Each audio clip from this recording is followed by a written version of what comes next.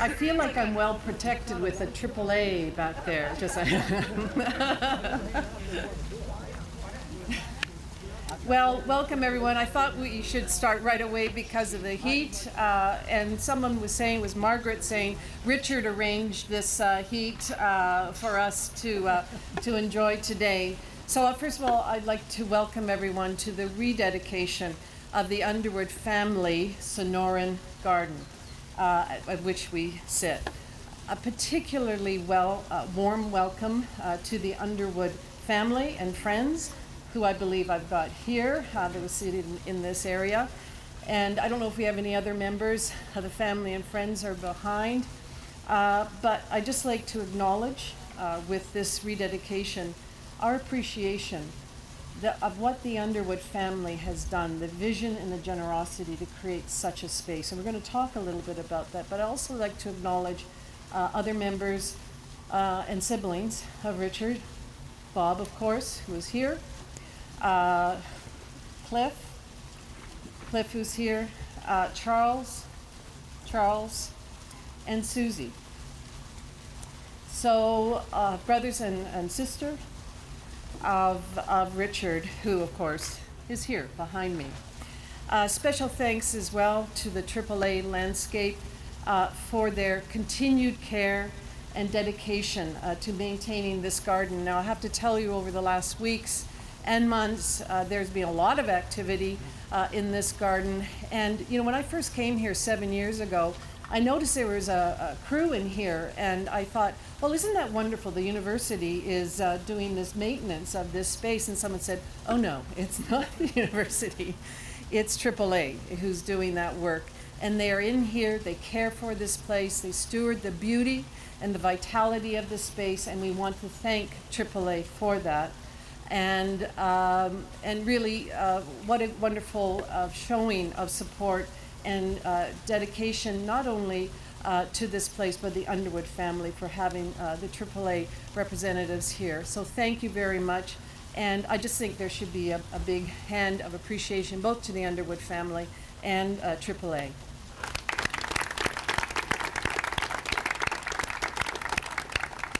So this garden is much more than a collection of plants and a pond.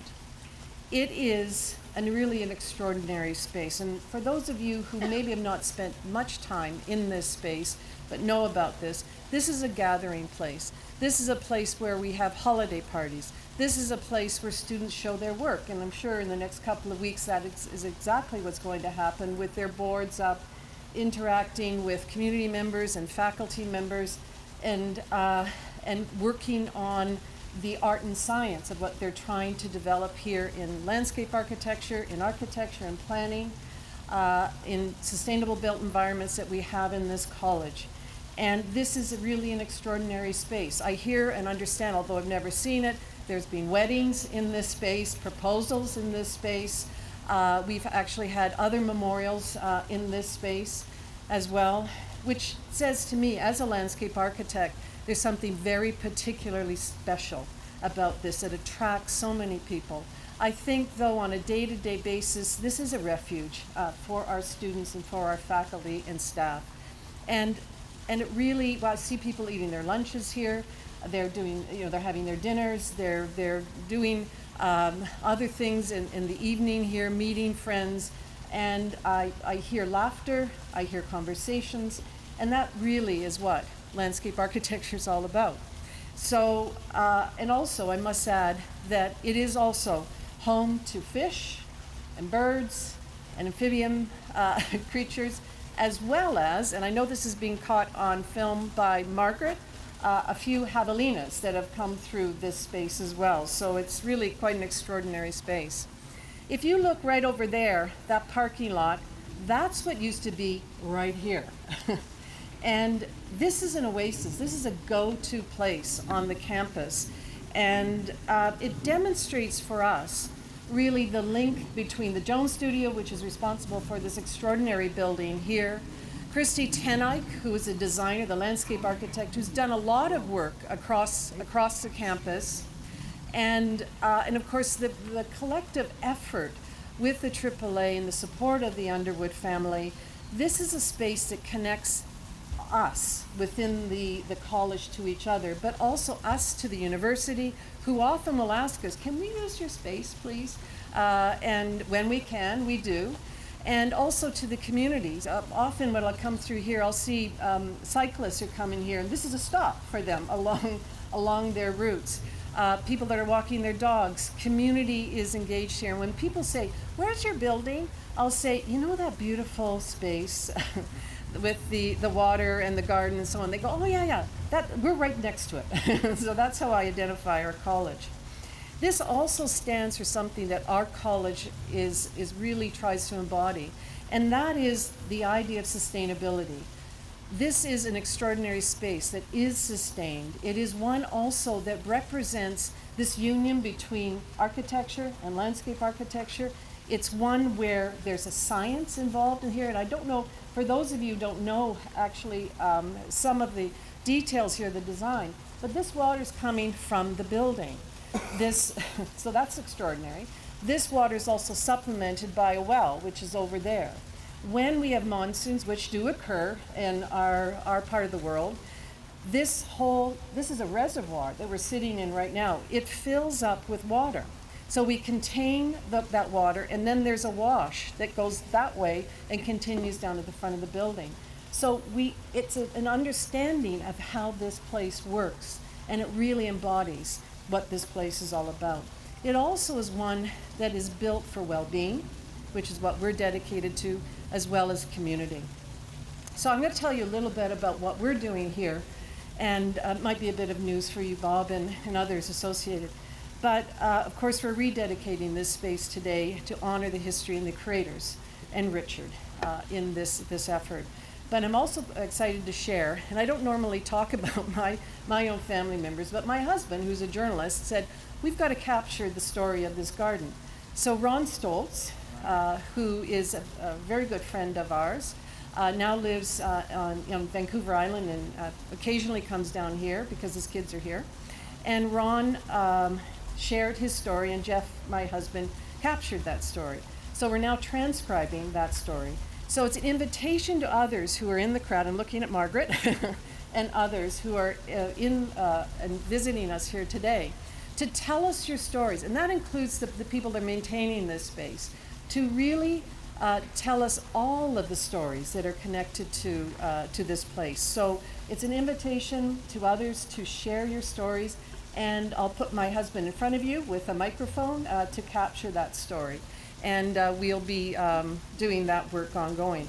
The other thing that occurred to me this morning, actually, I haven't shared this with anyone, but as someone, this is perfect timing, as a picture is being taken here, I think it'd be great if we could start to collect images of this garden from different people that use this space, and have a repository of those images, and then over the next number of months, collect those images. And I'm looking at Jeff Javier, who's our communications director. I haven't even shared this with him, so he's kind of going, oh my God, something else.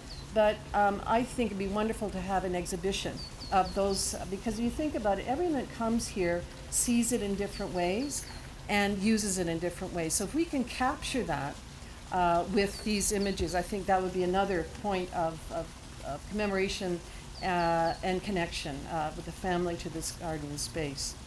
So we will work through you, Bob, then going forward in that.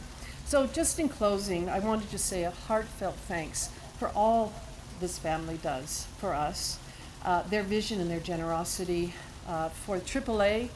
I can't tell you how much we appreciate the work that you do. And it's work, not always quiet work, but work that is done without saying anything, really, just coming in and doing the work. And it's work that we don't pay for, but you give to us on an ongoing basis. So thank you for that. And finally, I just want to thank everyone here for joining us today and celebrating this space, this garden, and Richard, and the enduring gift that you've given this college, this university, and community. Thank you.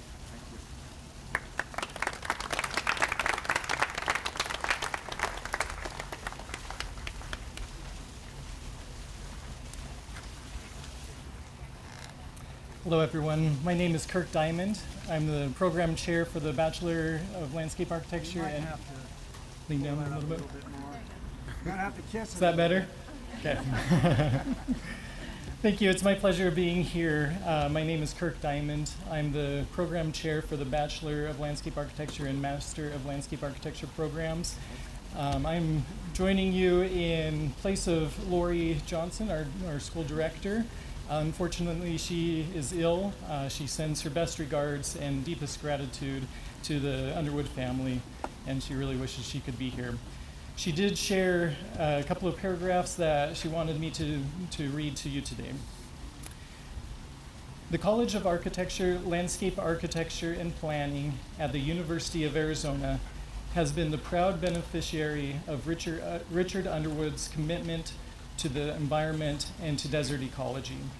His specialization in the use and care of native plants, water harvesting techniques, and energy conservation is demonstrated in numerous projects that display sustainable design as not only functional, but also beautiful. He was a vocal advocate for sustainable practices in the design and construction industries. The Underwood family Sonoran Landscape Laboratory was made possible through the generosity of Richard and his family. AAA Landscape continues to support the project through pro bono ongoing maintenance. The Underwood family Sonoran Landscape Laboratory demonstrates the ecological practices of water conservation, urban heat island mitigation, reduction of urban flooding, and wildlife habitat creation. The garden provides educational opportunities for K through 12 schools and visitors through public tours and workshops. It has become a treasured place for university students, faculty, staff, and the community to connect with nature in this interpretive oasis previously occupied by more than an acre of asphalt. We are deeply thankful for everything Richard and AAA had done for our community. She also asked me to share some of my experiences with the garden in relation to teaching. So, one thing, given the length of the name, often we refer to the garden as the Underwood Garden or Underwood Family Garden, but it really needs to be cited by its full name, the Underwood Family Sonoran Landscape Laboratory. And it truly is a valuable laboratory for our landscape architecture programs and all of campus.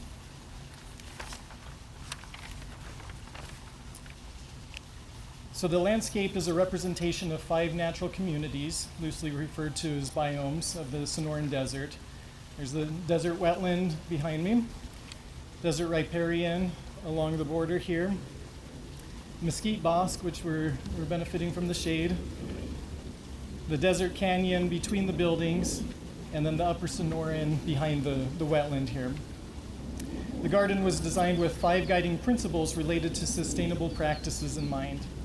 That includes water sustainability, reduction in the urban heat island effect, reduction in urban flooding, reconnection with nature, and the creation of an interpretive urban oasis that demonstrates ecological, social, engineering, educational, and horticultural examples within the site. So in relation to these guiding principles, the garden has integrated well within our landscape architecture curriculum to truly serve as a laboratory. For me personally, I use the space often in 2 courses in particular, but also lessons in studio. So the number of features and exemplary quality is profound within this beautiful space. So first in studio, we teach fundamental elements of landscape architecture being spaces, paths, edges, foci, and thresholds.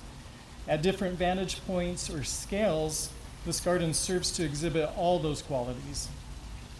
As an oasis focal point while crossing the hot parking lot, as a pleasant threshold entering our college buildings, as a blurred and softened edge between the indoor and outdoor environments. And of course, within the space, we have these flexible spaces as a refuge and comfort while allowing the path to continue connecting us to the rest of campus. In landscape construction, I use this laboratory often for students to learn to produce construction documents and details referencing the high quality space. Documents included layout and dimensioning plans, planting plans, irrigation plans, and exploration of the details including edge transitions, surface pavement with control joints and seat walls, the pedestrian bridge, tree spacing, drip irrigation, and I could go on and on and on. It's just such a wonderful space. During COVID, when I was unable to bring students into the space in person, I recall being here alone, recording the space and highlighting the details as a virtual tour for the students. It was sad to me at the time that we could not enjoy the space altogether in person, but it still shined through the camera as an exemplary lab that kept the students engaged and on track and got them excited for their return to campus. In site engineering, I was fortunate to receive an external teaching grant to integrate landscape performance into the class curriculum, I think in part due to this resource that we have. And this laboratory made that integration easy as students were able to measure air and surface temperature with a direct comparison between the garden and the parking lot. Many of you may have perhaps seen our class engaged in this space with surveying equipment, measuring slopes to understand stormwater flows and ADA accessibility. But my favorite activity, though, was taking students on a journey of water, starting at the roof of the building and seeing the multifaceted water collection system, and then journey through the garden and beyond to illustrate how the garden functions to slow, spread, and sink precipitation during storm events. There's also a nice relief contrasting with starting on the roof, exposed to the sun, so the students were especially excited about that. I've been happy to catch it in action during monsoons on several occasions over the years, and including a snowstorm, which was one of my favorite pictures I've captured of the space. The Sonoran family, the Underwood family Sonoran Landscape Laboratory demonstrates how we can design comfortable spaces and promote conservation and sustainability practices at the same time. As an educator, I'm incredibly thankful for this resource. The entire landscape was donated, and we wish to thank all those who made it possible, including the remarkable generosity of the Underwood family and many other people as well. Thank you.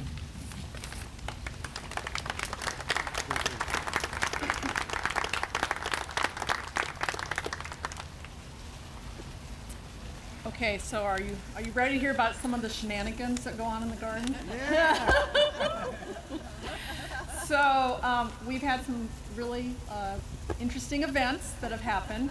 So I'm Margaret Livingston, and pretty much for about at least 12 years, I've been the person they go to and say, is that supposed to be going on in the garden?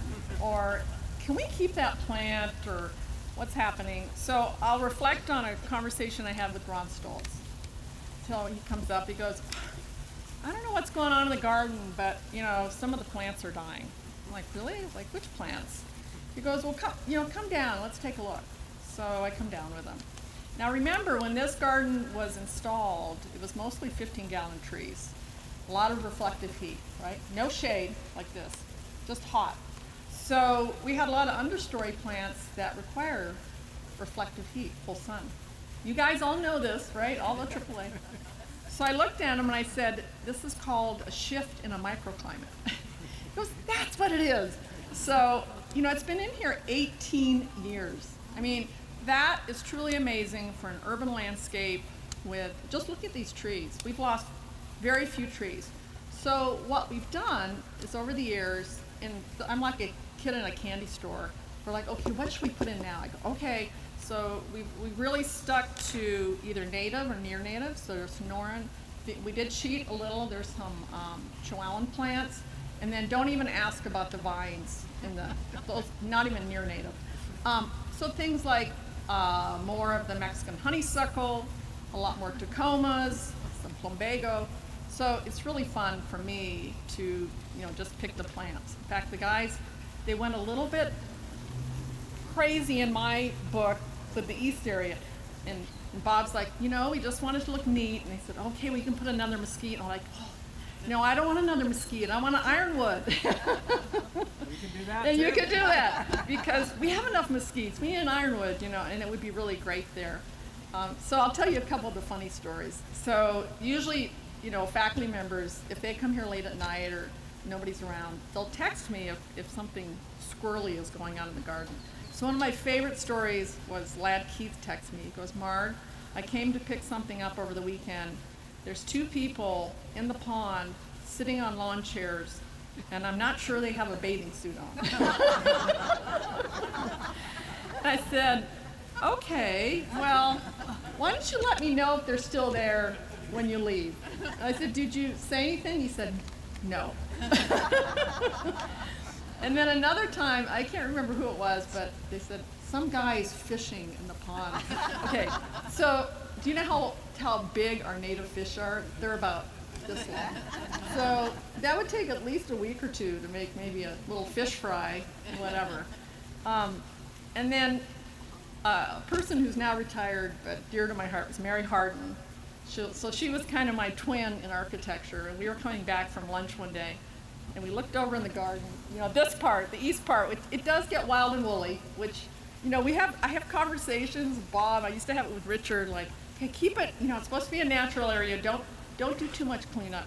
But I looked over there, and Mary at the same time were like, do you see that plant with a palmate leaf in there? And not a day later, the U of A police showed up and said, did you guys know about that marijuana plant in there? You know, just kind of showed up, you know. So that. But seriously, we love this space, and I'm more than happy. The AAA guys have been wonderful. We've had, you know, all sorts of wildlife show up. You know, I frequently have the hawks. Cooper Hawks comes in. We've had a gray fox in there. We had a group of javelina that were so comfy in there. They were, you know, back in that wild area, and then we would have a viewing area. You'd have to go into the lab and up against the screen, and then you could take a picture. While the university's like, we can't have those here, because they were worried about someone possibly having interaction. So Game and Fish showed up, and they did the Marlon Perkins thing. They had to tranquilize them, and then they carted these 3 mature javelina out in the garden. The leopard frog population we have in this pond, and this was a quote from Game and Fish and from the wildlife biologists from the Saguaro National Park East, said this is the healthiest urban leopard frog population in Tucson. And the wonderful thing about it is they use it, you know, again, as a laboratory, they use it for the herpetologist students. They come over and they gently capture the frogs just to practice picking up the frogs, and then they release them. But they have small groups all the time coming here and checking it out. We also have people releasing animals in the garden, which we don't really promote. I'll never forget Mr. Big Bear, John Mancine. He'd always be my contact, you know, previously. He called me up, he goes, Margaret, there's some chicks in the garden. You know, I hesitated, like, oh, like chicks? What do you mean, kind of? He goes, no, they're chickens, they're little baby chicks, you know. And so it was, I said, they had to go, but I said, don't worry. So I come down here, and I can't find them, and then I heard them. And they were Easter chicks, but they were bigger. So I sent out a note to all the students, and sure enough, somebody in planning had chickens. She said, I'll be right there. She picked them up. We have people dropping off turtles, and then Lucas and I, in the summer, it's our goal to get as many turtles out of there as possible. So last summer was a bumper crop. We got 5, and you know, we get them with a koi pond, and then we walk them over to the other pond. Margaret, there's another one right Yes, that's the wily one. It's been hard to capture. So there's that one, and you know, just a variety of birds. You know, students love it. They ask, you know, what is that? And it's just really great. So I'm more than happy to be the steward, and I'm kind of the, you know, the school marm. I've yelled at people about, nicely of course, but one co-ed with a very large dog, and she said, you need to have a no dogs. I said, no, we have an interpretive sign right there that talks about endangered frogs, so we intend for you to read that, so we don't have to say no dogs in the pond. You know, that's important. And We tell them to, be careful around the edges as far as, damaging things. But besides that, it's very easy to monitor the space because of AAA and because of all the guys that I chat with, and Gilberto and Jay, and used to be John, and always very respectful. We'd have some fun conversations. We'd problem solve, and I'm sure that's going to continue. So again, it's been said many times today, but thank you so much for your generosity. This is such a wonderful space. Thank you. My sister told me keep it short. I told her no more than 2 hours. No, I don't talk that well. That would be Richard's strong suit. So, and he's here to support me and all of you, and I'm sure he's looking down on all of us today, smiling on us and celebrating the opportunity to rededicate this garden. So, good afternoon, friends, family, students, faculty, and honored guests. I'd like to start off this part of our presentation giving thanks to the Lord. We are blessed as a company. We're blessed as a family, all the great things that God's done for us. And we would like our office manager, Kathy Farmer, from Tucson, who has been with us for 32 years? Yeah. Yeah, okay. To come up and say a prayer of thanks. Okay, so if you will bow your heads with me. Gracious Heavenly Father, the creator and sustainer of this beautiful earth. Oh Lord, how majestic is your name in all the earth, and you have set your glory above the heavens. We gather today with hearts filled with gratitude to rededicate this garden, seeking to honor you, Lord. It is a blessing to reflect on the impact that Richard left on our community and on the lives of those who knew him. Thanks for bringing together all the people, Lord, that were and still are involved in this project to keep the legacy of Amos Underwood, which has been carried on through the Underwood family for generations. May it be a place, Lord, where your presence, love, and peace are felt. In Jesus' name we pray, amen.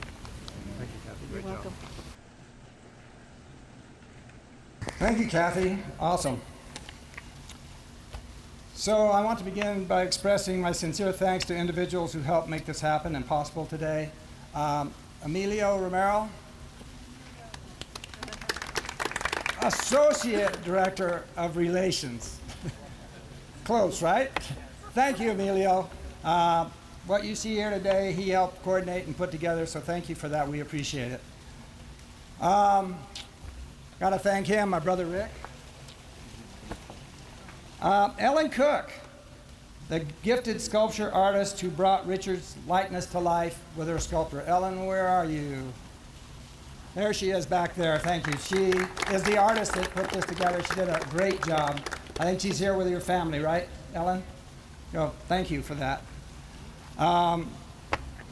Nancy Pollock Elwin, Dean of CAPLA. Great words today. Thank you for that. They mentioned Christy tonight. All right, well, I'll talk loud. Christy tonight, she was the landscape architect that coordinated with us to help put this together. She sends her greetings to all of you. She is in Austin, Texas. She couldn't come today, but greetings to all of you.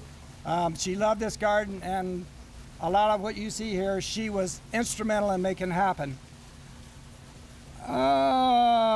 Then we have Ron Stoltz, who worked in the landscape architecture. He's Professor Emeritus of Landscape Architecture, but he was instrumental in putting this together with Brother Richard. So thank you, Ron. Margaret Livingston, thank you, Margaret. Great job. She is our go-to person here, and she is kind of like the mother of the garden, which is a good thing. We need that. And then Kurt Diamond, Associate Professor of Landscape Architecture. Thank you for your words today. I'd also like to introduce AAA Landscape Board of Directors and shareholders who worked side by side with my brother Rick. Our president, Mike Walter. Mike, where are you? Hiding way back in the back.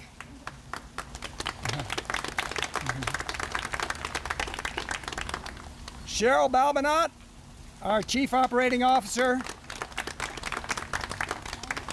Greg Gaston, our Chief Financial Officer, over there. Jeff Hatfield, our Tucson Branch Manager.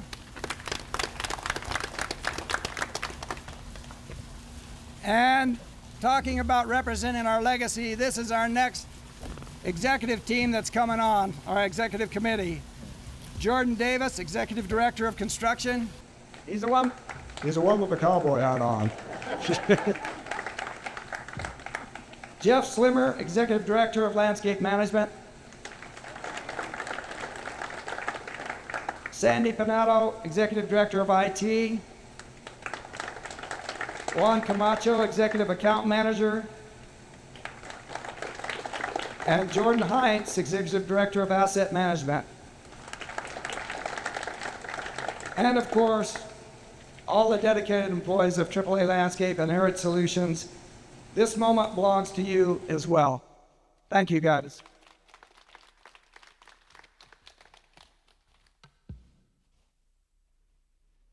A legacy of family and purpose. The Underwood Family Garden is more than a collection of plants and pathways. It is a tribute to the values of our family that our family holds dear: faith, hard work, service, and stewardship of the land. My father, Amos Harvey Underwood, was born in 1916 in Piggott, Arkansas. He was one of 13 children. He was a man of deep faith, relentless dedication, part of what we probably call the greatest generation. In 1942, he met my mother, Wanda, while attending college. Soon after that, he joined the U.S. Army and served with honor in both World War II and Korea. During his military service, he started to raise 4 boys: Richard,